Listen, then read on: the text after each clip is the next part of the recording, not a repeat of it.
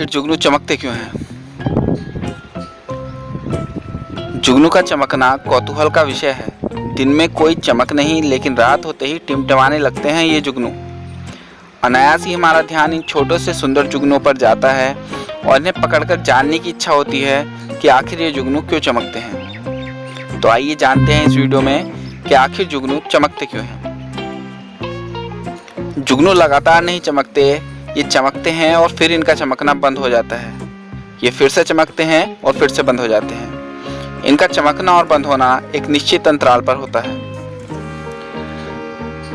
वैज्ञानिक रॉबर्ट बायल ने 1667 ईस्वी में कीटों से पैदा होने वाली रोशनी के विषय में बताया था। अब तक रोशनी पैदा करने वाले कीटों की लगभग 1000 प्रजातियां पाई जा चुकी हैं।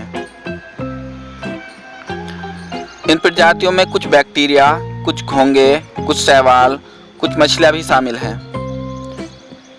जुगनू की कई प्रजातियां दक्षिण अमेरिका और वेस्ट इंडीज में पाई जाती हैं। भारत में पाया जाने वाला जुगनू आधे इंच के करीब का होता है। यह पतला होता है, चपटा होता है और इसका रंग स्लेटी भूरा होता है। केवल नर जुगनू ही उड़ते हैं, क्योंकि उनमें ही उड़ने के लिए पंख होते हैं। चमकने की क्षमता नर और मादा दोनों में होती है। मादा जुगनू केवल एक ही जगह चमकती है और नर जुगनू उड़ता हुआ दिखाई पड़ता है। जुगनू अपने अंडे पेड़ों की छाल पर देती है। आइए दोस्तों, अब जान लेते हैं जुगनुओं के चमकने का कारण।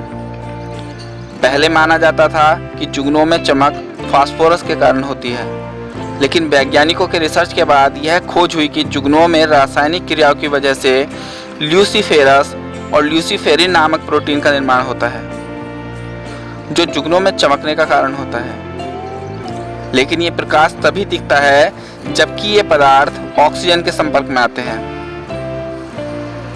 यदि ये पदार्थ हों और ऑक्सीजन के संपर्क में आए तो चमकने लगते हैं।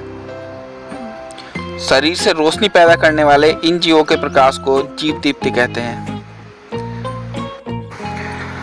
पुराने समय में तो लोग जुगनुओं का उपयोग लैंप के रूप में करते थे।